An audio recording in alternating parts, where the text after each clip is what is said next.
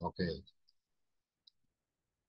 Ang ating pag-aralan ngayong gabi ay yung pagpasok na ng mga Israelita sa lupang pangako o yung Kanaan, yung ipinangako mula pa sa amang Abraham. Sa lesson 23 na po tayo. Ito ang pangalawa sa huling leksyon natin. Sa sunod na Lunes, God willing, iyon na ang part 1 na pag-aaral. 24 na pag-aaral.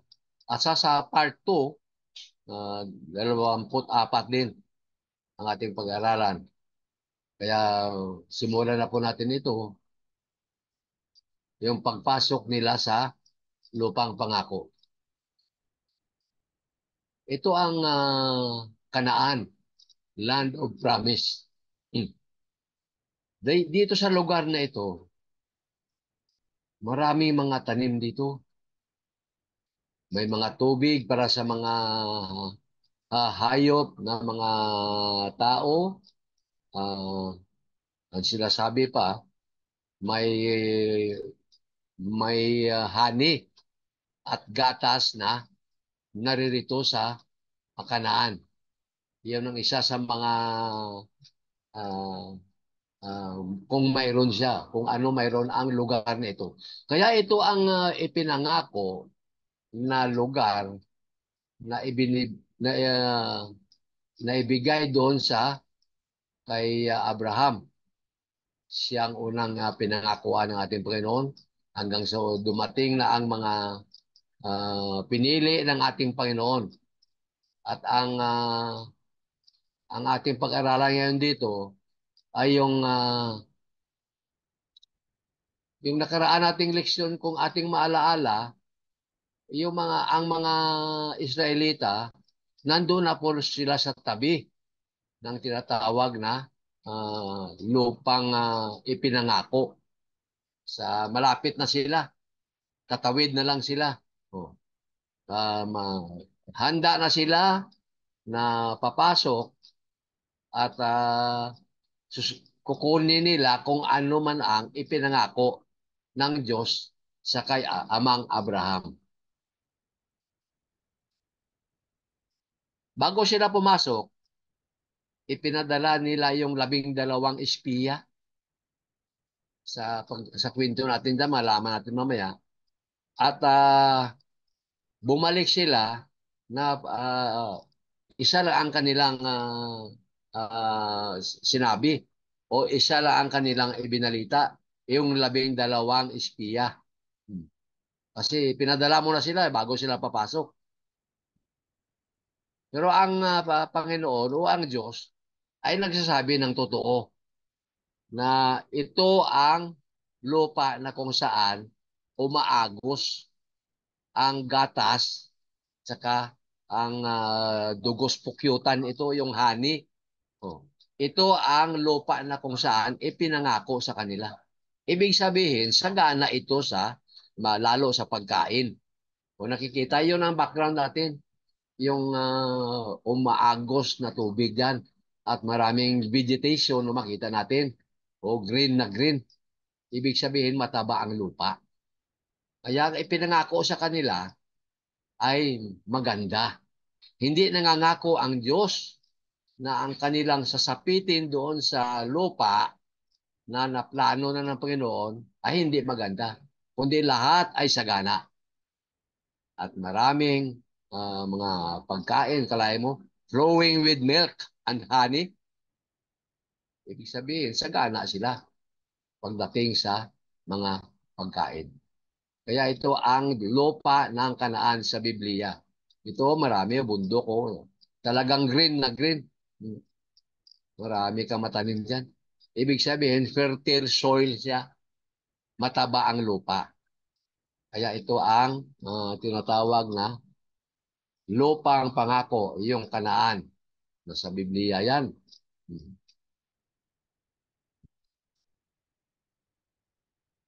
Ang Diyos ang nagsabi. Ang klase ng lupa na iyan,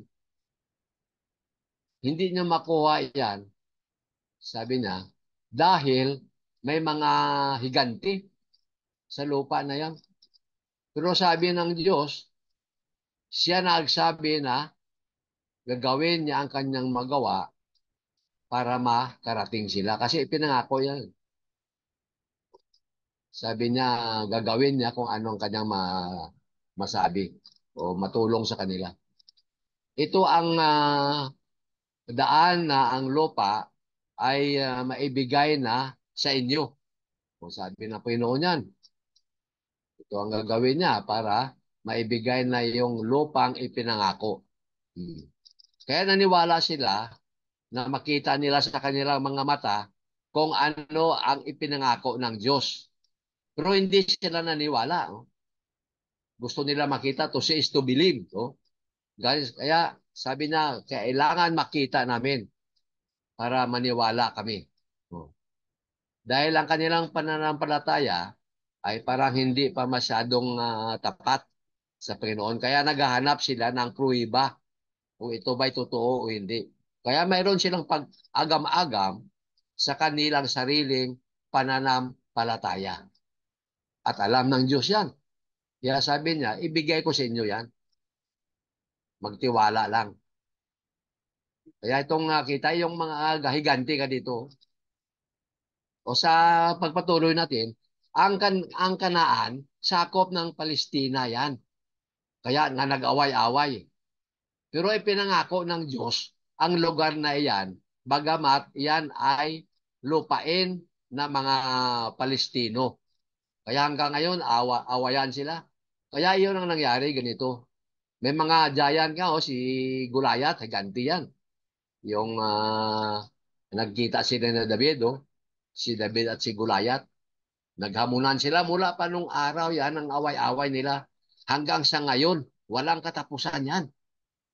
Dahil sa mga hindi kanais-nais na bagay. Mga makabundong bagay o yaman ng sanglibutan. Kaya nag-away-away. Kapangyarihan. Isa yan. Kaya sinakop ito kasi pinangako ka ng Diyos eh. Pero sa totoo, lupain ito ng mga Palestino. Kaya pinanindigan nila nasa kanila ito. Pero na-annex na ito noong 1948 ayon sa mga batas ng lupa na ipangalan ito sa Israel. Ito na ngayon ang Gaza Strip na kung saan ito ang kanilang pinag-agawan.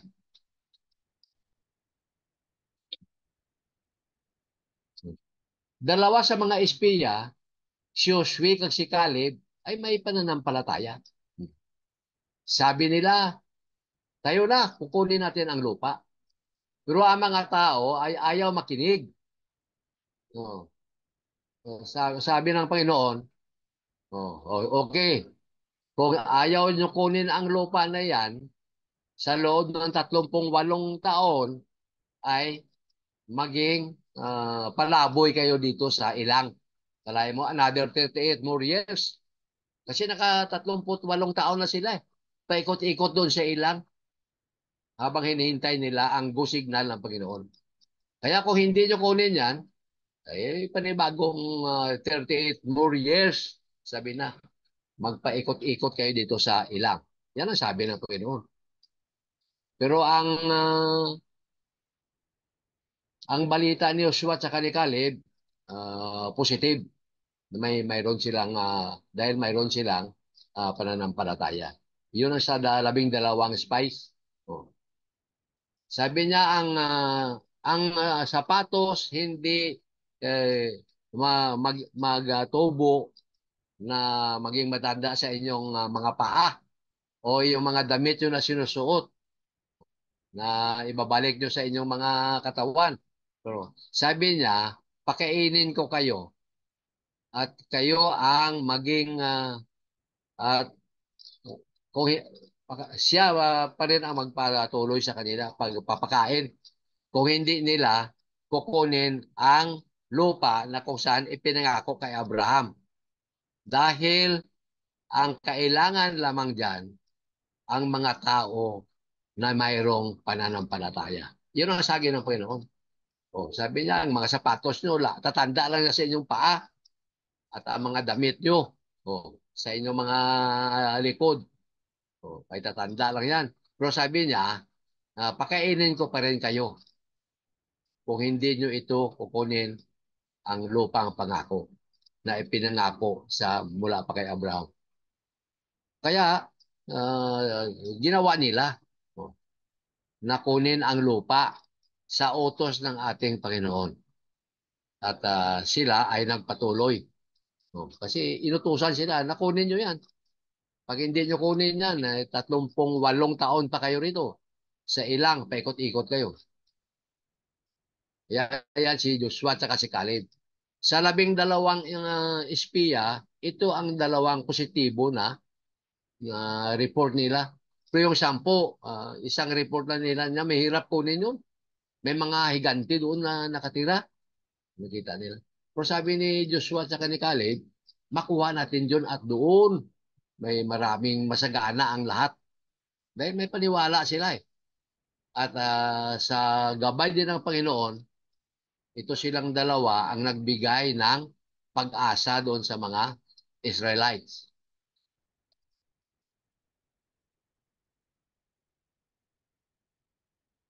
Ang makikita natin dito na teksto o ang ating pag-aralan, yung aklat ng bilang at ang Deuteronomy o Deuteronomyo. Itong pag-aralan natin ngayon. At ang makukuha natin dito ay maibalik natin yung mga nakaraang mga pinaghintuan nila mula doon sa pag-alis, labas nila hanggang sa dumating sila dito sa Kanaan. Kasi may mga istasyon doon sa pinag-aralan natin. Kaya balikan natin yan sa kwento na ito. Kaya ang mangyayari dyan ay mapag-aralan natin yung 5 mga uh, malagang bagay na nangyayari sa kanilang paglalakbay. Uh, Kasama na doon yung 12 ano na istasyon. Makita sa bilang, kabanata 15, talata 1, hanggang kabanata 19, talata 22. Kaya ang kanilang paglalakbay, ito mga Hebreo nito o ito ang mga Hudyo, ay paikot-ikot sila doon sa ilang ng 38 taon bago sila pumasok doon sa lupa ng Kanaan. Kaya ibig sabihin, may 2 taon pa silang nalagi. Pero 38 years, doon sila paikot-ikot. Kaya kasi 40 years, nandoon na sila sa lupa ng pangako. Ito na, ito ang tinatawag na ilang. Ang ilang disyerto yan. Walang mano dyan. May mga tanim pero bihira lang. Kaya 38 sila dito nagpaikot-ikot. Ito sa disyerto na ito. At dito maraming reklamo sila. Kaya pinatay sila ng Panginoon dahil sa kanilang matitigas na reklamo o matitigas na puso. Sabi niya, Moses, ba't dinala mo kami rito? Ibalik mo ko sa Ehipto. May pagkain dito. Dito gutom. O wala kami mainom na tubig. Disyerto. Kaya wala nga makita sila. Kaya nagalit ang Panginoon. Dahil gusto ng Panginoon, magtiwala sila. Ang pananampalataya ng bawat isang Israelita ay ituon sa Panginoon. Kahit na si Moses at saka si Aaron, nanghina sila sa kanilang pananampalataya. Kaya hindi nga sila nakarating doon sa lupang pangako. Ipinatanaw lang sa kanila.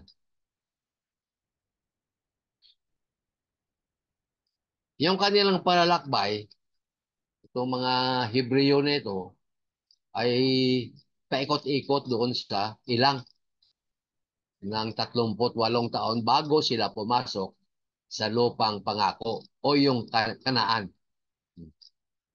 Malaman natin dito o mabigyan natin dito ng pag-aaral ang pagkamatay ni Aaron at saka ni Moses. At ang binigyan ng ipagpatuloy ang kanilang gawain sa kay Joshua, leader tsaka commander ng Israel. Nang mamatay si Aaron tsaka si Moses, inihabilin na nila kay Joshua ang pamumuno para sila ay makapasok o matuloy ang kanilang pagpasok doon sa Israel o sa lupang pangako. Kaya mabasa natin yung sa aklat ng Deuteronomy, o bigyan natin ito ng espesyal na atensyon sa chapter 28, oh, verse 30, si Moses nagbigay ng mga batas. Dahil hindi lang 10 commandments yung binigay na batas, kundi lahat na batas na dapat sundin ng mga Israelita ay nakasulat na doon. Ibinigay na kay Moses. Dito niya na pinabasa ang mga dapat gawin. No? Ang pagkamatay ni Moses at ang pagkamatay ni Aaron. O, sa mga bilang, makita natin dyan. 22-29. No? O, si Aaron at si Moses ay uh, nag, uh, hindi maganda ang pakikisama nila sa Diyos. Kung anong inuutos ng Diyos, hindi nila sinusunod. Ang sabi ng Diyos doon sa Meriba, alam na yon, yung tubig. Ano yun? Bato yun sa Meriba. Sabi ng Panginoon, kausapin mong bato. Eh anong ginawa ni Moses? Pinukpok niya ng makalawa. O kaya nagagalit ang Panginoon. Hindi sinusunod ang kanyang utos. At saka si Aaron naman, ang kanyang kasalanan ay kaya hindi siya nakapasok doon sa lupang pangako, ay pinunit nila yung mga damit ng high priest. Pinunit nila ito. Tsaka kaya ang Panginoon nagalit kay Aaron. Kaya pinatay niya dahil sa kanyang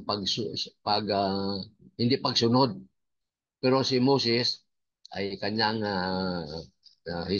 spared o kanyang iniwan. Una pala si Aaron namatay bago si Moses. Kaya ang mga Israelita ay nagluksa ng 30 araw sa pagkamatay ni Aaron.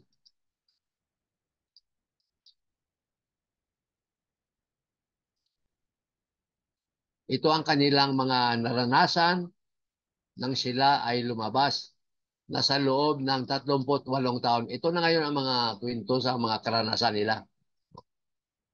Yung 12 hindi kilala na istasyon o kanilang pinuntahan mula doon sa bilang chapter 15 verse 1 hanggang 19:22. Ito ang nakalista sa mga bilang. These are listed sa chapter 33 verse 19 to 30. O, ang mga batas para sa pagsamba ibinigay. O, doon chapter 15 yan.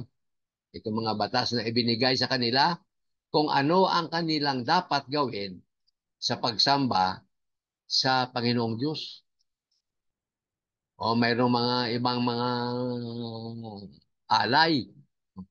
Ito ang talagang isa sa pinaka dapat nilang gawin at saka sundin ito habang sila ay doon sa ilang hanggang sa pagpasok nila sa lupang pangako. Kaya ito ang mga ibinigay ni Moses, yung mga batas kung paano ang kanilang pananampalataya sa Diyos. Mula sa ilang hanggang sa pagpasok doon sa lupang pangako. Kaya yan mayroon pa silang burnt offering. Yan isa sa mga batas na ginagamit nila yan doon sa panag-alay, doon sa tabernakulo. Yan, mag-aalay sila doon. Yung mga unblemished na mga bagay, yung walang kasiraan. Tulad yung mga baka na yan, may alay bago na sunugin, kailangan walang kasiraan yan. At may tamang gulang kung ilan kung ano ang gagawin ang edad ng baka bago nila i-alay sa Panginoon. Yan ang burnt offering. Nagsusunog sila. At ito ngayon ang hindi na ginagawa ng mga Adventista. Kasi sa kanila, dapat magsunog din sila tuwing araw ng Sabado. O nag-aaway-away na, oh. Yung pakikipaglaban sa kay Kora, Datan, Abiram, Anon. O. Kaya 14,700 ang namatay dito. Sa chapter 16 na ng bilang yan. Ang iba na mga labanan ay mayroong dalawang 250 Israelite na men na mga tao ito na talagang kilalang kilala sa komunidad nila. Sila ang nanguna sa mga pagtalaga ng mga kapisanan o ng konsiho o yung mga 250 na mga well-known na mga leader sa Israel. Kasi si Joshua na ngayon ang nangunguna.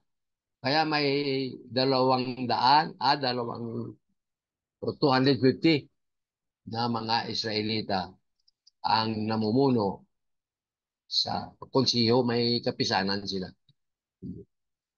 Si Moses at si Aaron, ay wala na sila sa kanilang pamamahala.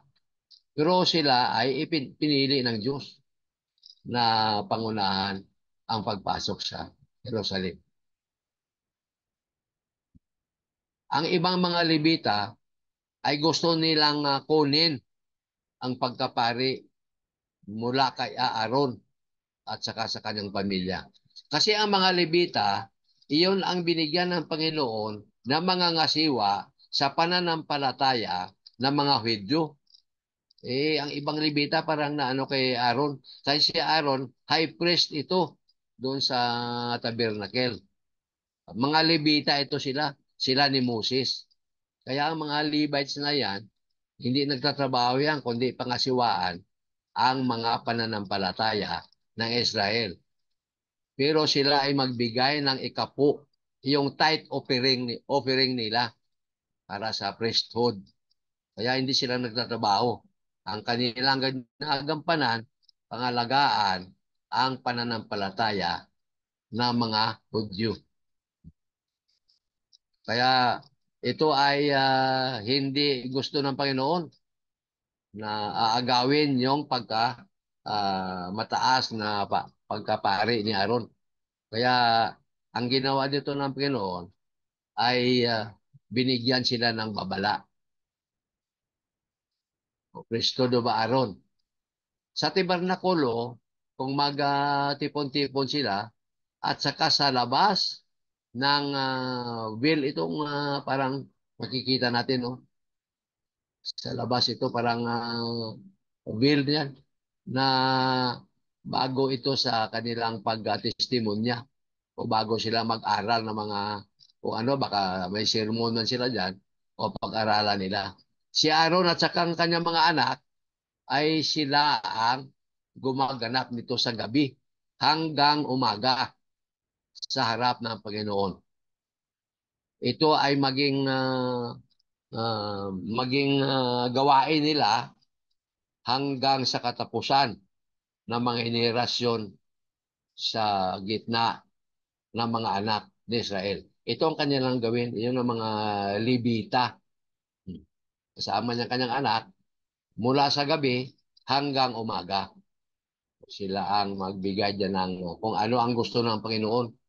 Dahil may mga kautusan dyan sa loob ng tabernakulo.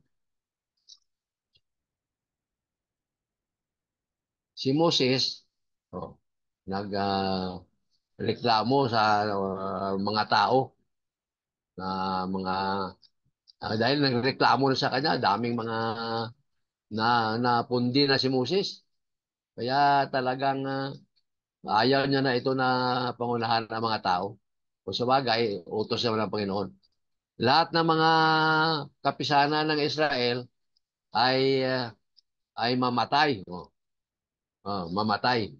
Maliban kay Moses at kay Aaron dahil may kasunduan sila sa Diyos para sa kanilang gagawin. Kaya bago sila namatay, ito palang ginawa sa kanya ng Panginoon. Pero ang iba dito na mga matitigas ang ulo ay pinatay ng Panginoon. Dahil gusto nilang maghari-harian, gusto nilang agawin ang pagkapresto ni Aaron. Yan nagalit ang Panginoon. Kaya sila ay namatay. Kalahin mo sa 605 na mga Israelita mula sa Israel, mula sa Egypto. 3,000 ang kinuha ng Panginoon doon. Pinagpatay niya. Kaya 602 na lang ang nakapasok sa lupang pangako. Ang mga mamumusong na ito ay lalamunin sila ng lupa o ng sanlibutan. Ito ang tanda ng Diyos sa kay Moses at si Aaron saka sa kanyang mga propita. Nagsalita ang Diyos ng talagang klaro na si Moses at si Aaron ang kanilang maging manguna sa kanila. Pero ang iba ay kakainin ng lupa ito. Pinatay ng Panginoon ito, yung mga tao. Dahil ayaw nila sumunod sa kay Moses at kay Aaron. Bagamat sila ay itinalaga ng Diyos na manguna sa kanila. Dahil sa katigasan ng ulo nila, mga 3,000 ang nabawas doon sa mga Israelita mula sa Ehipto. Kaya makita natin dyan, ordination of Aaron at ang kanyang mga anak. Kaya makikita natin dyan na siya talagang itinalaga ng Diyos. Kasi mula sa Diyos ang utos na siya ang maging sa kanyang pagkapari. Kasama ang kanyang mga anak. Ordination sa kanya. O pinili siya at kasama yung kanyang mga anak. Ang katibayan ng pagkapari ni Aaron, si Aaron may road buds. Makita natin sa chapter 17. Ang bilang yan. Ang mga Levita ay sumusuporta. Chapter 18. Sa book of Numbers din yan. Kasi suportahin nila talaga yan. Ang gawain ng Panginoon dahil sa kanila nakaatang ang palatuntunan ng Diyos tungkol sa pananambahan sa tabernakulo. At ang iyong araw ng pagligtas, chapter 19. Ang araw ng pagligtas ay ito ang araw na kung saan magdala sila ng mga sacrifice, yung burnt offering, tsaka taon-taon ito para sa Diyos. At ito ay ialay nila sa altar para sa kanilang kasalanan ay kalimutan na ng Diyos. Kaya may birthday of atonement para sa kaligtasan nila. Na mapatawad ang kanilang mga kasalanan, kaya gawin nila ito sa harap ng Panginoon. Ito sa altar, doon sa templo o tabernakulo. Yan. Ang kaibahan ng pagka mataas na pare ni Aaron saka yung high priest na si Jesus. Ang kaibahan nito, siyempre, si Jesus, siya ang Diyos. Si Aaron, pinili lang siya ng Diyos na pangunahan ang pananambahan.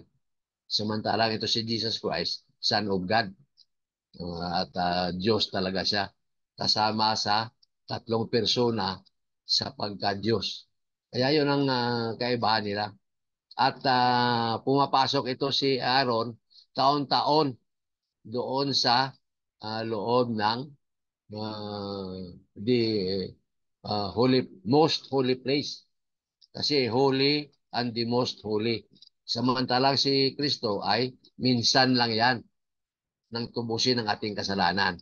Kaya yun ang pagkakaiba nila, na si Kristo ay minsan lang tumubos ang ating pagkasala. Samantalang si Aaron ay taon-taon papasok siya sa pinakaloob o the Holy of Holies sa loob ng templo. Musira. Dito nagtatapos ang kanilang paikot-ikot doon sa ilang. Musira sa Kabanata 33, talata 30. Dito nagtapos ang kanilang paglalakbay. Isyon giver. Sa numero dito bilang 35. Lahat ng mga lahi na galing sa Ehipto ng 20 taon ay namatay. Pinatay sila ng Panginoon dahil sa katigasan ng ulo. Maliban sa kay Aaron, Moses, Joshua, at si Caleb. Kaya apat lang uh, hindi pinatay ng Panginoon. Pero yung ang iba na mga matitigas ang ulo na walang pananampalataya, ay doon sila pinarusahan ng Panginoon. Kaya yung sinasabi ko na yung 605,000 na umalis doon sa Egypt, binawasan ng tatlong libo, ay naging 602,000 na lang. Kaya marami. At 300 pala, 300 na kaluluwa. Kasi 600,000. 600. Oh. Kaya nabuwasan sila. Pero si Aaron, Moses, Joshua, Caleb, dahil may pananampalataya, ay hindi pinatay ng ating Diyos. Alam niya may mission pa na gagawin. Oh. Sa Cadiz Barnea, makikita dito, may kwento rin dyan. Sa bilang 2022 hanggang 23. Ang kasalanan ni Moses, makikita natin dyan. Yung sabi ko, usapin, sa inis niya, pinukpok niya yung bato. Kaya iyon ang dadaan sila doon sa mga Edomites na passage.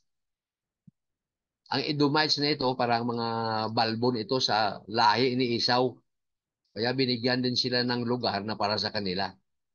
Mga Edom na kanilang lugar. Kaya ito ang Musira. Murisa dito nag nagwakas ang kanilang paglakbay dito sa Murisa. Musira doon sa ano. Kaya dito bago sila pumasok dito sa Gaza na ngayon ito sa Jerusalem o sa Kanaan. Dahil ang Kanaan na yan, lupa ng Palestino yan eh. Kaya yun ang pinag-awayan nila. Kaya dito nagwakas ang kanilang paglalakbay at pumasok na sila sa lupang pangako. Ang bundok ng Hor, makita dito. Dito namatay si Aaron at dito rin siya inilibing. Mangkwento dyan sa bilang 21 na kabanata, talata 4 hanggang 9, hanggang sa 33 kabanata, talata 4 na 1 hanggang 4 2. Dito na namatay si Aaron. Oh. Namatay siya sa unang araw ng ikalimang buwan. Oh. 40 taon pagkatapos sila umalis dahil siya ay may edad na 123. Kaya yun ang kanyang edad na inabot niya. Dahil siya ang panganay sa bahay ni Amram, ang kanyang pagkapare sa bahay na yan ay parte pa sa kanyang birthright o yung kanyang na ibinigay sa kanya tulad yung birthright na dapat siya ang manguna. Kaya ito si Aaron ang binigay sa kanya na katungkulan upang gampanan niya ang uh, uh, pagkapari, yung high priest. Siya ang pinakaunang mataas na pari ng Israel, si Aaron. Dahil sa kanya ito parang mana niya ito, parte sa kanyang mana. Oh. At siya ang kanang kamay ni Moses, di ba? Sabi ng Panginoon, dali mo si Aaron na maging kanang kamay mo at tutulungan ka sa inyong paglalakbay. Oh. Kaya siya ang spokesperson ni Moses dahil siya ang ginawa ng Diyos. Ngayon, siya ay patay na. So, panibagong henerasyon naman ang magpatuloy. Doon sa sinabi ko kanina na si Joshua. Oh, sila ang magpatuloy na mga pagkapari nito. Mag-assign sila kung sino ang kanilang italaga. Kaya ito ang bundok ng Hor. Dito namatay si Aaron at dito rin siya inilibing. Makikita natin dyan. Land of promise na ito. May tubig at saka madamo. May mga kahoy. Ibig sabihin, berde, may mataba ang lupa at sa maganda ang lokasyon. Ilat. Itong isang lugar rin ito. No, sabi lang 21, 49, 33, verses 41, 42. Ito ang sa pinaka-northern part o northern end sa Gulf of Aqaba. Aqaba ito yung pinagdaanan ng mga sa Nile River ito mga daanan ng Aqaba sa Gulf na yan. Papunta na itong Iran sa Iraq. Dito ang away dati noong 1985 dito sa Gulf of Aqaba. Kaya ito ang lugar na kung saan dito na sila uh, huminto ng kanilang paglalakbay sa ilang. May mga ahas pala dito at kinagat yung mga tao dahil sa katigasan nila. Kaya namatay sila. Hmm. Nanigas at saka namatay. Grumbling. Kaya ayan ang silot o parusa ng Panginoon sa mga tao na hindi sumusunod sa kanyang mga palatuntunan. Kaya ito ang tanso na ahas, ito ang nakapagligtas sa mga tao. Basta tingnan mo lang na mayroon kang pananampalataya, ikaw ay mabuhay.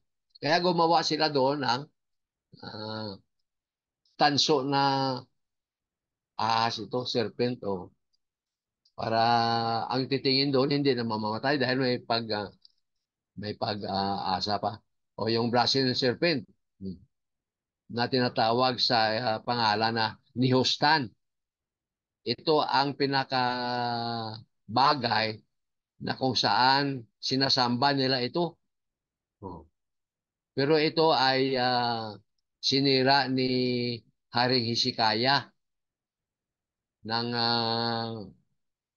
nang inutos na lahat ng mga Diyos-Diyosan ay kailangan matapos na. Kaya sinira niya ito. Pero ito ang yung brazen serpent na itinalaga sa mga tao upang sila ay hindi mamamatay. Kaya yan ang nakita natin dyan. No? Nakapako nakalagay sa cross. Kaya kung sinong tumingin dyan, hindi na mamamatay. Dahil alam ng Panginoon na sila ay may pananampalataya. No? Kaya yun ang ginawa ng mga Israelita. Dahil may pangako sila o may pananampalataya sa Panginoon. Yan ang brass serpent. Ito ang Valley of Moab. Ito ang patag na lupain sa Jordan. Mabasa natin dyan sa Bilang 21 chapter verse 10 to 20 hanggang dito sa chapter 4, 33, 43 to 56. Ito ang aklat ng Deuteronomy. Book of Deuteronomy na tayo. Ito. Si Moses, inulit niya yung mga batas. Dahil maraming batas na ibinigay sa kanya, hindi lang yung 10 utos eh. Kundi yung may mga batas na dapat gampanan ng mga Hudyo. At iyon ay tipanan ng Diyos at sa bansang Israel lamang. Wala na, hindi tayo kasama doon. Kasi tipanan nila yun eh. No. For Israel only. Sabi nyo. Binigay ni Moses ang mga kasuguan ng pagpapala at ang kasuguan ng pag-cursing o yung parang ano mo siya, parang wala siyang pag-asa dito. Yan ang blessing and cursing. Pagbiyaya at pagpapala at walang pagpapala dito. Dahil sa katigasan ng mga ulo nila. Kaya marami silang hindi nagustuhan sa patakaran ni Moses o sa Deuteronomy chapter 28 to 30. Yan ang inulit ni Moses ang batas. Ang batas ng pagpapala, kung ikaw ay talagang buo ang pagsunod mo sa Panginoon mong Diyos at ingatan mo na susundin ang mga kasuguan na ito na ibinigay niya ngayon, si Moses ito ang Diyos, ang Panginoon na Diyos nyo ay magbigay ng isang halimbawa na mula sa itaas para sa buong nasyon sa mundo. Ito ang sasabi niya. Dahil biyaya ito sa lahat ito. Ang biyaya na ito. Kaya kung ikaw ay may buong tiwala at ingatan mo ang kanyang mga salita, ang biyaya na ito na mula sa langit ay ibubuhos dito sa lupa. Kaya nasa Diyos ang pagpasya nito. Pero may mga tao na dapat na sumunod dahil isa ito sa kanyang palatuntunan. Ay, ito nga ang ano pala. Ito ang Valley of Moab. Sa kita dito. O ang valley between two mountains yan. Kaya ang valley ito. Dito sila minsan nakipag-away. Mga Moabites at mga Israelites dito sa Moab na ito. Kaya makikita natin dyan. Ang batas ng cursing, ito yung sasabi. Kung hindi nyo sinusunod ang Panginoon na inyong Diyos at hindi nyo iniingatan o sinusunod ang kanyang mga kautusan at ang kanyang mga batas, na binibigyan ko kayo ng babala ngayon. Ng lahat na mga uh, mangyayari dito kasing cursing dito, yung parang inano mo yung isang tao. Talagang wala ng pag-asa. Oh. Sabi niya ang mangyayari dito dahil kayo ay hindi sumusunod ay makuha nyo ito na wala kayong pagpapala na manggaling sa Panginoon. Yan ang sabi ni Moses doon sa kanyang mga batas. Oh. Ngayon, dito na namatay si Moses. Kasi nauna si Aaron. Kaya si Moses, ang alagad ng Panginoon ay namatay. Kaya sinabi niya ito na ang kanyang ang pagpapala sa kanya at sa 12 tribo ay sinabi ito ni Moses. Pagpapala sa 12 tribo sa Deuteronomy chapter 33 bago siya namatay. Ito ay uh, na halintulad doon sa mga tao na kung saan mayroong mga symbolical name o Jeshurun na ginagamit ito doon sa aklat ni Isaiah 44:2. Yan. Sabi niya, ako ang iyong tagalikha at kayo ay sa aking pangalaga. Buhat ng ikaw ay bago ka ipinanganak. Kaya ito na ang sinasabi. Sabi niya sa kay Moses ito, ako ang iyong tagalikha at ikaw ang aking alagaan bago pa naman ikaw ipinanganak. Kaya yung nisyoron na ito ang sa Revelation na mabasa natin. Didisyoron na sinasabi doon kanina. Yung na may kakibat ito sa kay Isaiah 42 verse 2. Kaya kung ating balikan, i-summarize na natin, si Moses umakyat doon sa Mount Nebo. Oh, sa patag doon ng Moab. The top of Pisgah sa Moab. Moab kasi ano yan eh, yung valley. Ngayon doon sa bundok pa rin ng Pisgah, na patawid ka doon sa Jericho, doon sa sumampa, umakyat sa doon. Hmm. Ang Panginoon, ipinakita sa kanya ang buong lupain mula sa Gilead hanggang Dan at ang Naphtali o ang teritoryo ng Ephraim, ang Manasi, ang lahat na lupain ng Huda hanggang sa kalayuan na umabot sa Western Sea o sa timog ito ng Western Sea. Ang Negev at ang buong rehiyon sa Valley of Jericho at ang city ng Palms, City of Palms, papunta sa Suar. Ito na ngayon kasi hindi na sa makarating dahil nag-disobey o hindi na sinunod ang Panginoon. Kaya pinakita na lang sa kanya ng Panginoon ang kabubuang lupain mula sa Gilead hanggang sa Suar. Dahil sinuwa niya, hindi niya inuutos, kalahin mo, simpleng pagkakasala. Ganun pala ang Panginoon. Simple man o matindi ang pagkakasala mo, kung ikaw ay hindi nagsisisi, ay talagang may paglalagyan ka. Ayun, doon ang nangyari kay Moses, pinakita na lang sa kanya na hindi siya makapasok doon sa lupang pangako. At saka sa Mount Nebo, o yan si Moses, makita natin dyan. Saka Mount Nebo, dito rin siya inilibing, place where Moses is buried, Mount Nebo. Kaya ito ang Mount Nebo. Sa ilalim yan, yun ang Valley of Moab. Kaya napaligiran ng bundok. Kaya namatay na siya dahil sa kasalanan niya na sinuway niya ang Panginoon. Kaya mahirap suwayin ang Panginoon. Maliit man o malaki.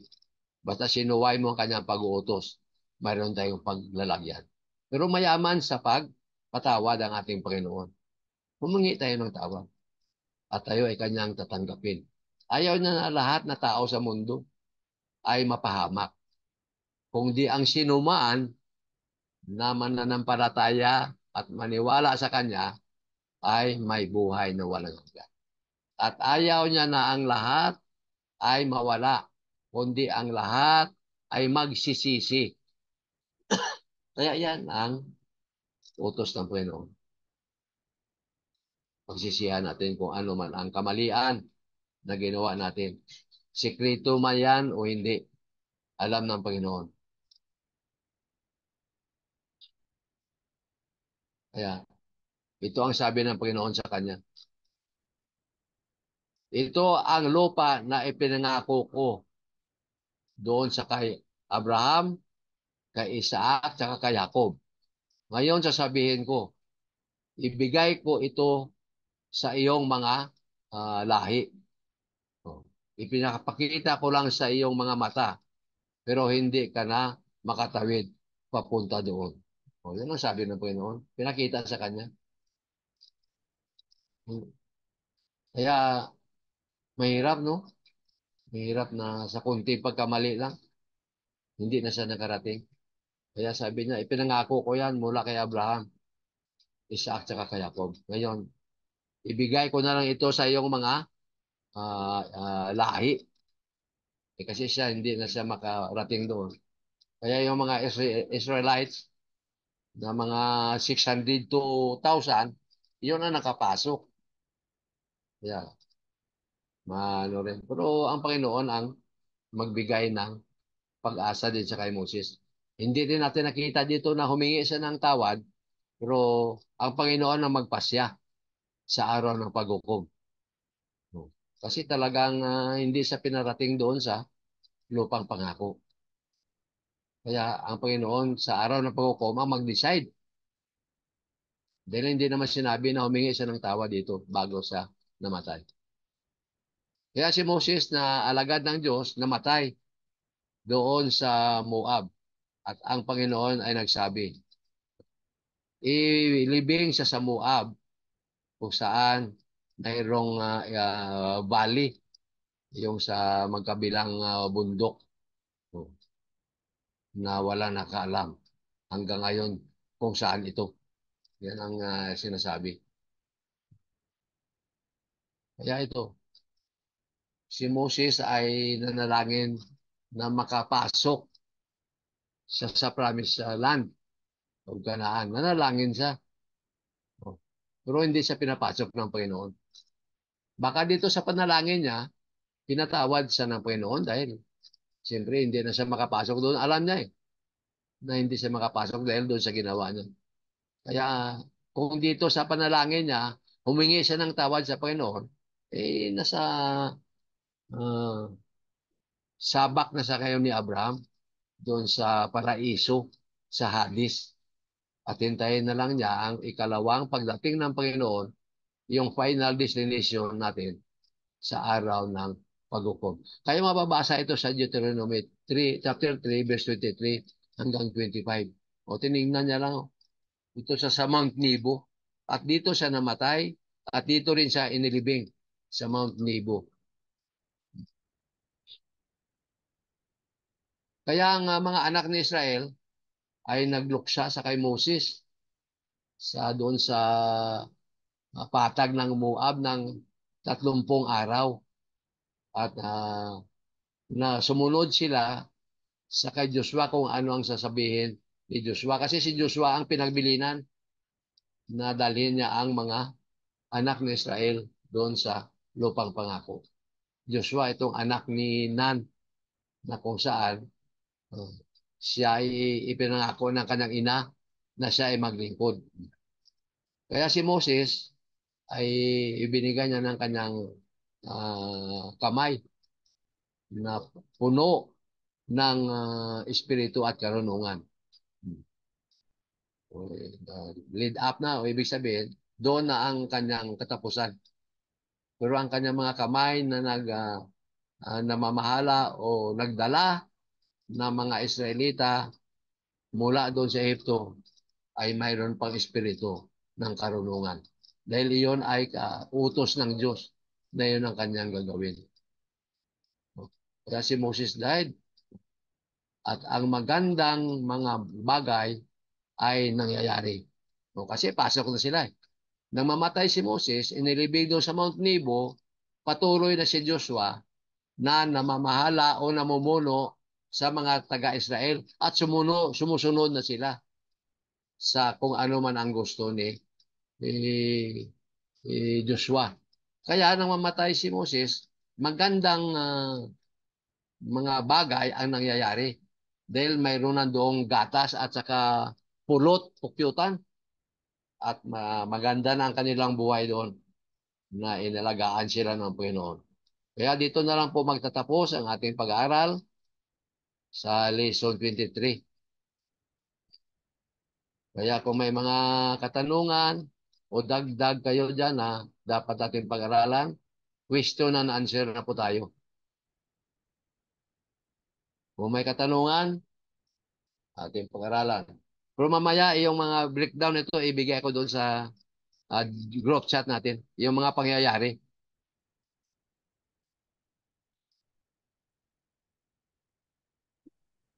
Okay, question. Wala si Brother Ramon eh. Diyan si Brother Ramon eh. Ano siya ba? O nandiyan, nakita ko kanina may ngalan. Lagot tayo kay Brother Ramon.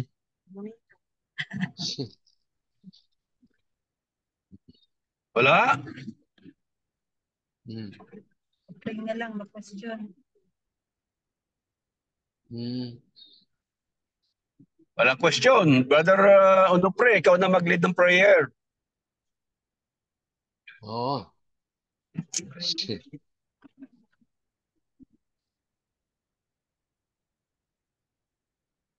Oh, naka-mute ka, Brad. Nakamute si Brother. Oh, magandang gabi, Brad Milchor. Okay, magandang gabi, friend. Yung ano, Brad, yung 'di ba sabi sa Hebro na pagka napalitan yung kautusan, pati yung Oo. pati yung priesthood mapapalitan din, 'di ba? Oo. Pa- ano yun, Brad, yung tamang transition, yung pagka priesthood ng Panginoong Hesukristo kasi wala na si Aaron eh. Oo, wala na. Oo. Kung kung titingnan natin yung yung First Peter chapter 2 ba yon, yung tayo yung royal priesthood. Oo. Ano Oo. yung yung tama yung transition doon. Ang transition nito, doon sa, kasi yung, ang, ang ginagawa ng mga Levita, ang taon-taon, na nag-ano sila, naghahalal kung sino ang maging high priest. Kasi sa Levita nga na pa, tama yun eh. Kaya si Joshua Mm. na ngayon anong una, maghalal sila doon ng mga Levita na papasok doon kung sino ang namatay na si Aaron eh. Kaya maghalal sila kung sino ang karapat-dapat doon. Pero ayon din yan sa panukala ng Panginoon na susundin nila kasi hindi naman sila pwede kikilos kung walang basbas mula sa Panginoon. Kasi plano ng Panginoon. Ngayon, itong high priest na transition dito sa Hebreo chapter 8, yung sa verse Pwede. 1. Oh. Ang kinauwian ng mga bagay na aming sinasabi ay ito. Mayroon tayong isang dakilang saserdote na nakaupo sa kanan ng luklukan ng karangalan sa langit. Oh. Ministro sa sanktuaryo at sa tunay na tabernakulo na itinayo ng Panginoon, hindi ng tao. Kaya ito, material yung tabernakulo, yung pinangasawaan ng tao. Pero mayroon tayong tabernakulo ngayon na uh, ginawa ng Diyos, itinayo ng Panginoon, hindi ng tao. Kaya ang transition dyan, makita natin na si Panginoon ngayon ang pinaka mataas na saserdote. Kaya sakop niya lahat. Samantala doon sa mga tao sa Israel, mayroon silang pinagpilian kung sinong ilagay doon na pinaka-high priest. Bali, halili ni Aaron. Pero ayon pa rin yan sa patakaran ng Panginoon. Dahil hawak niya pa rin yan. Kaya ang mangyari dito, spiritual tsaka physical na transition. Tayo ngayon sa transition ng ating Panginoon, sa templo na hindi na ginawa ng tao, ayon sa binasa dito, kundi gawa ng Diyos. Dahil ang Diyos ay nananahan sa atin. Iyon ang masabi ko lang yan, Brad.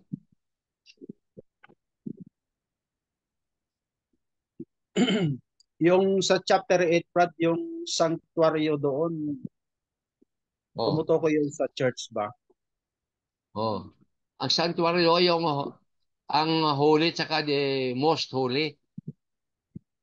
Ang pinakasanctuaryo doon sa pinakaloob. Doon sila uusap sa Panginoon. Doon sa may Ark of the Covenant, may seven chandelier doon na kandila na nakalagay doon sa loob ng sanctuaryo. Iyon ang pinakaloob. Ngayon ang sanktuaryo na ngayon na sa ating Panginoon, tayo na, dito nananahan ang Diyos sa atin. Oh. At doon sa sanktuaryo, taon-taon sila nag-aalay. Samantalang kay Panginoong Hesus, wala na, hindi taon-taon ito, kundi minsanan lang. Kaya ang sanktuaryo ngayon dito ay iyong sa kanyang iglesia, yung mga tayo na, yung sanktuaryo na spiritual. Opo. Salamat, Brother Melchor. Okay, Brother Frank.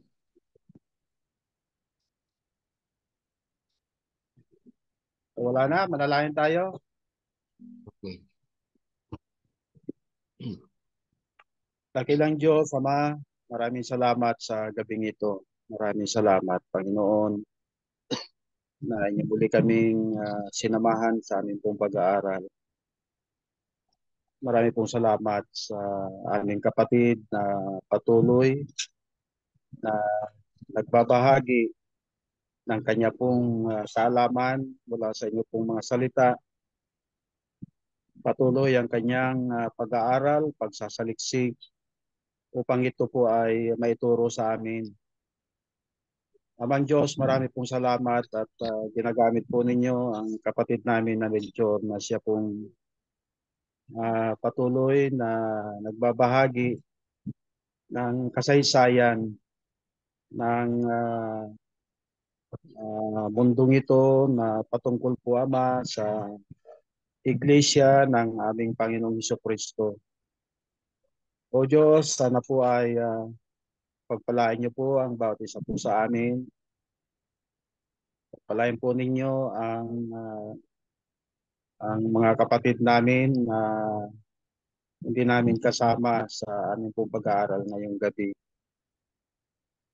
At Panginoon, sana po ay pagpalain din po ninyo ang amin pong pagpapahinga ngayong gabi upang sa susunod na araw ay makapaghanda na muli kami sa mga dapat namin pong gawin at ang mga ginagawa po namin, Ama, ay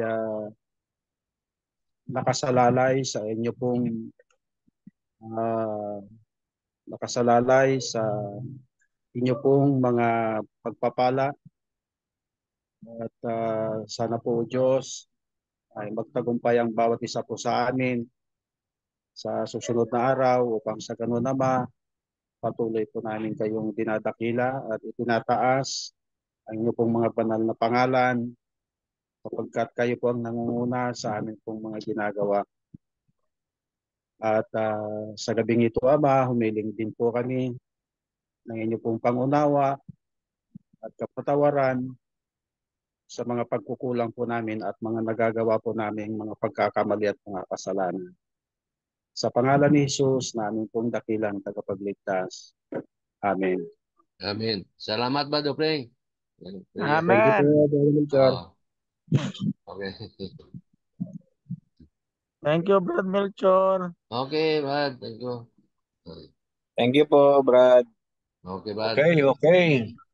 Thank you po. And good night. Good night. Okay, okay. Night. Oh. Good night, good night, good night. Good night. Yes, good night, teacher.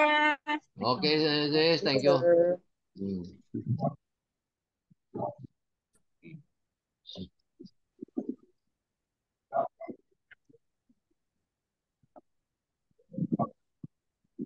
Oh, Arnold, ikaw na mag-close ng one. Mag-end.